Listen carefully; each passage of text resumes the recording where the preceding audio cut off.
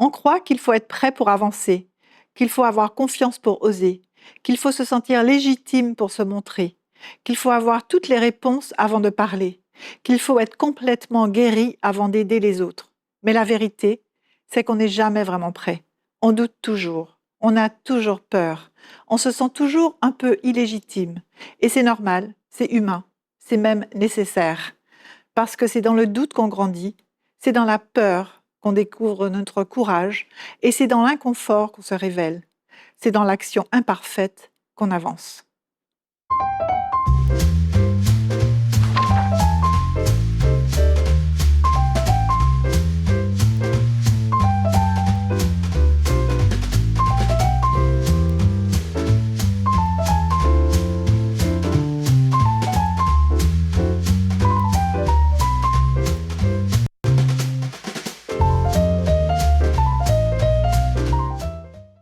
Bonjour à toutes, bonjour à tous, bienvenue dans notre nouvel épisode de Au gré des pages. Nous vivons dans une époque paradoxale, une époque où l'on parle beaucoup de réussite, de performance, d'image, mais où beaucoup de personnes ont le sentiment de ne plus savoir qui elles sont vraiment. Nous cherchons la sécurité, la reconnaissance, l'approbation, et parfois sans même nous en rendre compte, en nous éloignant de nous-mêmes. Alors une question se pose, comment trouver sa voie ? Comment rester fidèle à soi-même ? Comment transformer les épreuves de la vie en une force ? C'est le chemin que nous raconte Annabelle Piqueur dans un récit très personnel et nous avons le plaisir de la recevoir aujourd'hui. Annabelle, bonjour. Bonjour Claire. Bienvenue. Merci beaucoup. Bienvenue sur notre plateau. Oui. Alors vous êtes coach, conférencière, vous accompagnez les dirigeants et les entrepreneurs pour les aider à trouver leur voie, Exact. pour affirmer leur présence, pour développer leur leadership. Exactement. Mais avant cette mission, vous vous réalisez visiblement pleinement aujourd'hui. Il y a eu un long chemin intérieur que vous nous racontez dans votre livre « Et tu brilleras », qui est édité aux éditions Dashbook, dont nous parlons aujourd'hui. Alors c'est votre deuxième livre, mais ce livre a la particularité, c'est qu'il est personnel. Vous racontez votre histoire, vous racontez les moments difficiles que vous avez traversés, le décès de votre mère, l'expatriation, les difficultés financières, voire la pauvreté à Montréal, vos fausses couches. Toutes ces épreuves, vous partagez aussi vos réflexions, vos moments de doute et les rencontres qui ont complètement transformé votre vie. Derrière cette réussite que l'on voit aujourd'hui, il y a eu beaucoup de souffrance. Qu'est-ce qui vous a permis de continuer à avancer dans ces moments-là, dans ces moments difficiles ? Alors, qu'est-ce qui m'a permis d'avancer justement ? C'est ce que vous avez très bien exprimé en introduction. Je pense le courage qu'on découvre pendant le moment difficile. Le courage qu'on ne soupçonne même pas qu'on a en nous avant de s'en rendre compte pleinement alors qu'on est dans l'instant difficile. Ce que je veux dire, c'est que à chaque fois que, effectivement, la liste est quand même assez longue, mais à chaque fois que je suis passée par des épreuves difficiles de la vie, des tourments, l'un des plus structurants a été celui du décès de ma mère, je me suis trouvée en fait une espèce de force, une vélocité, une motricité que je n'aurais jamais découverte avant. Et alors, quelle est la part de votre éducation, de votre histoire personnelle qui vous a structuré dans cette prise de conscience et d'acte, en fait, dans ces moments-là ? Est-ce que vous faites un parallèle ? Ouais, au niveau de mon éducation ? Alors, bon, moi, j'ai grandi dans une famille mixte. Donc, mon père était blanc, de la Suisse, ma mère africaine, noire. Et j'ai grandi dans ces deux cultures, pleinement. Je sais que souvent, dans le métissage, une culture peut l'emporter sur l'autre, mais mes parents ont mis vraiment un point d'honneur à ce qu'on soit élevés dans nos deux cultures. Et en valeurs sous-jacentes, il y a toujours eu ce rapport, indépendant d'ailleurs des cultures, mais plutôt vraiment propre à mes parents et à l'éducation qu'ils ont voulu nous donner, parce qu'on vient d'une fratrie, je viens d'une fratrie de 7, je suis la dernière de 7, il y a eu toujours cette importance mise sur l'excellence. On excelle, on réussit de façon académique, de façon professionnelle, dans notre vie en général. Si tu fais quelque chose, mon père disait, si tu fais quelque chose, tu le fais bien. Il disait tout le temps, même si tu balayes la rue, tu la balayes excellemment. Donc, quand ma mère est décédée, logiquement, comme n'importe qui passe par le deuil d'un parent, j'aurais pu, et peut-être même que j'aurais dû, je n'ai pas encore la réponse, mais en tout cas, j'aurais pu laisser de côté ce volet excellence et justement m'effondrer, vivre mon deuil, peut-être arrêter mes études pour vraiment ressentir ma douleur. Mais dans cette éducation, du on ne lâche jamais, on excelle, et j'ai dû rebondir. J'avais 19 ans, j'étais en première année d'école de commerce. Les écoles de commerce en France coûtent très cher. Et à aucun moment, et je pense que c'est la réponse à votre question, je me suis dit, ok, ma mère est décédée, j'arrête les études, par exemple. Parce que j'ai été élevée comme ça, ou en induction tout au long de ma vie. Jusque-là, donc jusqu'à mes 19 ans, c'était on excelle, on ne lâche pas, vas-y. Et je savais que c'était en moi, mais je ne l'avais jamais activé pleinement avant justement de passer par cette étape un peu structurante. Alors, cette injonction de réussir, cette injonction de performance, vous l'avez très bien menée et très bien intégrée, puisque vous avez réussi tout le long, enfin en tout cas en apparence, tout votre parcours, vos études, vous avez intégré des grands cabinets de recrutement, et vous montrez donc qu'on peut avoir tout dans l'apparence d'une réussite, et pourtant se sentir profondément perdu, profondément mal, ou en tout cas vous interroger sérieusement. Quel a été le moment de vérité où vous vous êtes dit « je ne peux plus continuer à vivre comme ça » Il y a eu un moment de rupture véritable après l'accouchement de ma fille en 2021. Donc, comme tu l'as très bien dit, d'apparence, tout allait bien dans ma vie. Un conjoint avec qui j'étais depuis 12 ans, une expatriation qui commençait à prendre une forme de réussite, un poste à haute responsabilité, tout qui allait bien. Et à la naissance de ma fille, en fait, j'ai eu un craquement, un moment de rupture assez violent qui m'a plongée dans une dépression postpartum très intense. Que vous avez eu du mal à identifier, à mettre des mots sur cette J'ai eu du mal au début, ce mal-être global qui m'habitait et que je ne connaissais pas. En fait, j'avais jamais eu autant mal dans ma chair ni dans mon esprit. Et en fait, oui, j'ai eu du mal à poser des mots dessus. Ultimement, j'ai quand même réussi à me faire diagnostiquer parce que clairement, ça n'allait pas du tout. Et ça a été un vrai moment de rupture où en fait, toutes mes constructions mentales, tous mes piliers structurants, psychologiques, ont volé en éclats. Et cette dépression postpartum a précédé une rupture aussi donc conjugale assez violente. Donc en fait, je me suis retrouvée aux antipodes, mais alors à l'opposé de tout ce que j'avais construit. Tout a été en ruine. Tout ce que j'avais bâti sur le plan de la réussite professionnelle, sociale, économique, tout a été balayé. Alors, à un moment, vous dites que votre vie est tiède, que vous la notez à 4 sur 10. À ce moment-là, elle est encore plus basse que 4 sur 10, je pense. Clairement, je me dis... En fait, il y a peut-être en amont, quand même, avant la dépression, je veux dire, il y a quand même quelque chose qui m'habite, mais que j'essaye d'oublier. Voilà. Il y a ce sentiment de me dire, mais en fait, ok, les grandes études, les postes à responsabilité, etc., c'est cool. Mais c'est vraiment tiède. Pourquoi ça vient pas m'épanouir alors qu'on m'a vendu le fait que c'était ça, le rêve d'une vie, que la réussite, c'était ça, que tu fais des études, tu passes par des grandes entreprises et normalement, tu devrais être heureuse. Qu'est-ce qui se passe? Pourquoi t'es pas heureuse? Vous sentez que vous n'êtes pas tout à fait bien. Pas du tout. Et je pense que, en fait, la dépression postpartum vient juste augmenter, vient juste grossir ce trait-là. C'est ça. Alors, dans tout votre livre, vous invitez évidemment chaque lecteur à se poser la question, mais qui suis-je vraiment? C'est une question que vous vous posez à travers les différents chapitres, et j'ai envie de vous la poser. Après ce long cheminement intérieur d'introspection, qui êtes-vous aujourd'hui, Annabelle Picard? J'aime dire que je suis une cultivatrice de joie, passionnée, passionnée par l'être humain et surtout par l'authenticité, avec la conviction profonde que tout le monde a une étincelle et une voix qui mérite d'être entendue. C'est ce que je suis.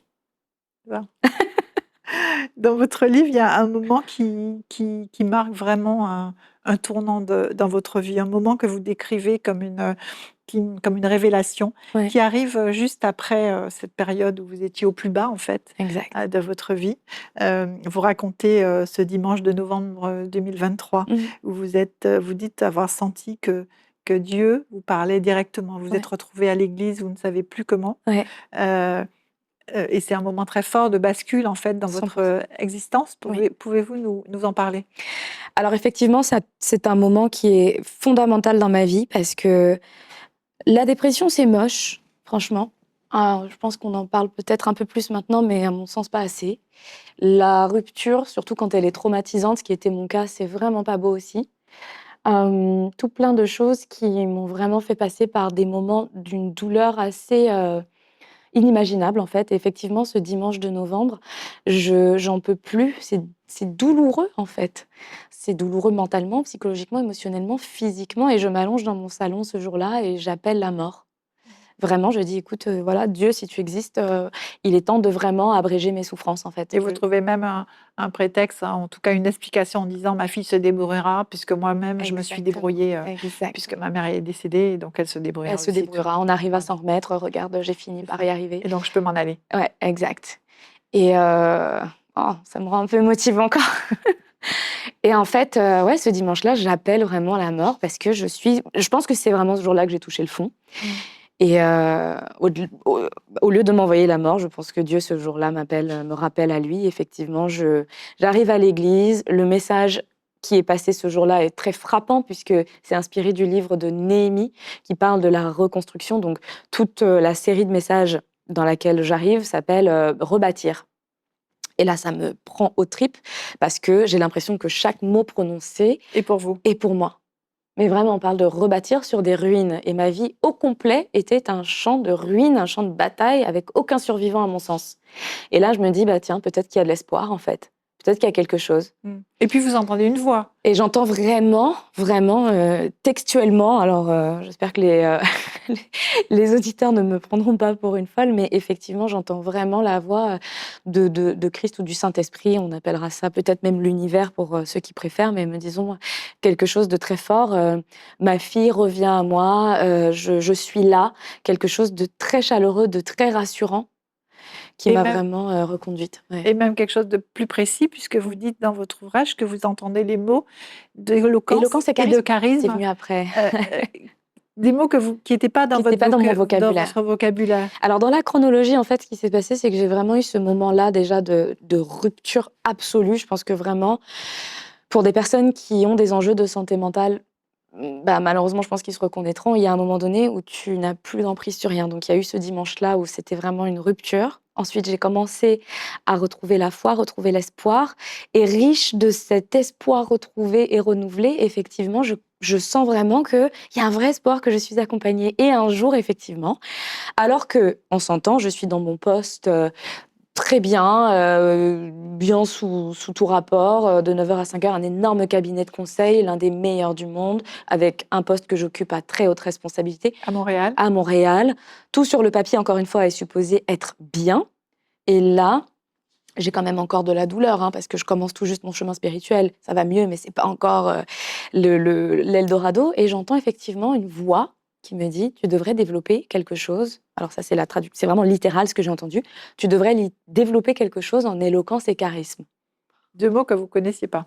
Que je connaissais, mais que je n'utilisais absolument pas. Dans votre vocabulaire quotidien.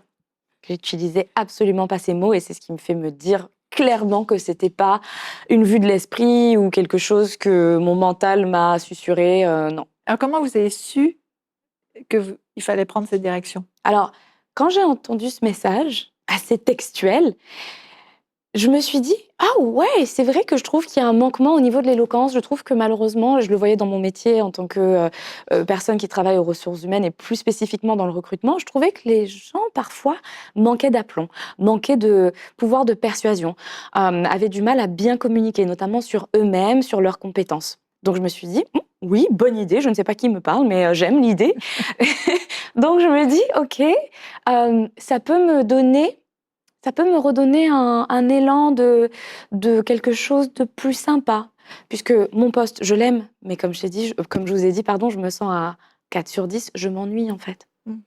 Et donc là, ce message-là, il vient me chercher Et je me dis, oui, ok, ça peut être sympa d'avoir ce qu'on appelle au Canada un side business, donc une activité parallèle qui va être plus à mon image, qui va me stimuler. On parle de stimulation à ce moment-là. Et vous commencez, et là, c'est le succès qui vous lance sur votre activité d'aujourd'hui. Alors, je commence, je me dis, ok, je vais faire juste des petites vidéos, des petites capsules vidéo que je vais partager sur LinkedIn en donnant des astuces sur comment mieux se présenter, comment mieux parler, comment développer une forme d'assurance, comment être plus persuasif dans notre propos. Donc, des petites capsules de 30-35 secondes que je poste sur LinkedIn et qui me font du bien. À ce moment-là, il faut comprendre que j'ai besoin d'un souffle nouveau. C'est ça. Vous faites du bien à vous-même d'abord. Exact, c'est très thérapeutique, c'est exactement le mot. Donc ça me fait du bien et puis je vois qu'il y a un bel engouement. Donc j'organise une masterclass et après l'histoire, elle est dans le livre et on la connaît aujourd'hui. Formidable. Alors, tout au long du livre, on voit que la foi occupe une place importante dans votre vie. Oui. Vous y faites référence tout au long des chapitres. Oui. Quel était votre rapport à Dieu avant cette rencontre, avant la rencontre à l'église? C'est une bonne question que j'aime beaucoup. Merci.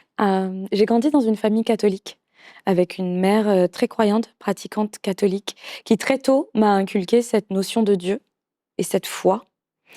J'ai fait mon catéchisme, le baptême évidemment, communion, confirmation. Donc j'ai baigné très tôt dans un univers assez catholique. Et en fait, en grandissant très tôt dans l'adolescence, peu de temps d'ailleurs avant que ma maman ne décède, j'ai complètement détaché du catholicisme parce que je me rendais compte que c'est quelque chose que je faisais plus pour plaire à ma maman qu'autre chose, que les mots et les prières que je prononçais, je n'y comprenais absolument rien.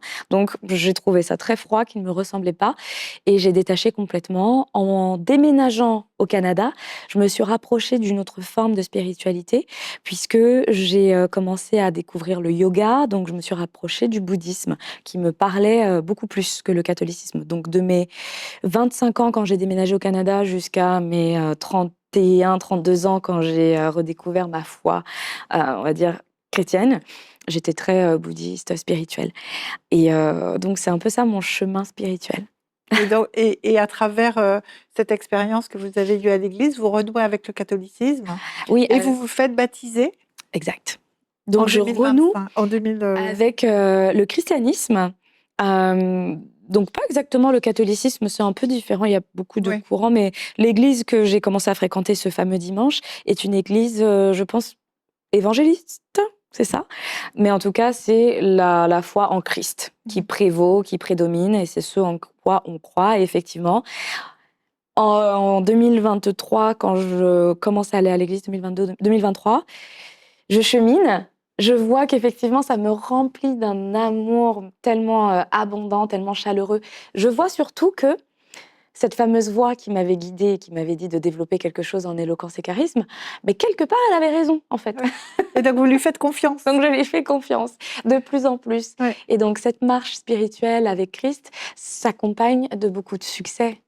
Et donc, je décide l'année dernière, en mai 2025, de me rebaptiser, donc de redonner ma vie complètement à Christ. C'est un bel hommage à la foi, quelle qu'elle soit d'ailleurs. Exactement. Que vous faites à travers votre livre. Oui. Mais pour nos téléspectateurs, est-ce qu'il faut absolument toucher le fond pour pouvoir renaître? Est-ce qu'il faut être au plus bas, tel que vous l'avez été, pour pouvoir se dire OK, je vais remonter et je vais peut-être entendre la voix qui va me guider? J'espère pas. Je ne le souhaite pas. Je ne pense pas que ce soit nécessaire pour tout un chacun qui veut passer un cap, transitionner, faire autre chose, renaître dans une autre sphère. Je ne pense pas et je ne souhaite pas de devoir toucher le fond pour pouvoir remonter à la surface, se redécouvrir, renaître. Par contre, je pense que dans la notion de renaissance, il y a une notion de deuil à soi. Il y a une version de soi qu'on doit laisser derrière pour pouvoir renaître différemment. Ça, c'est obligatoire. Alors, qui dit deuil, qui dit, voilà, laisser une version de soi derrière, et puis le deuil est propre à chacun. Donc, dans mon cas, il a fallu que je touche le fond du fond.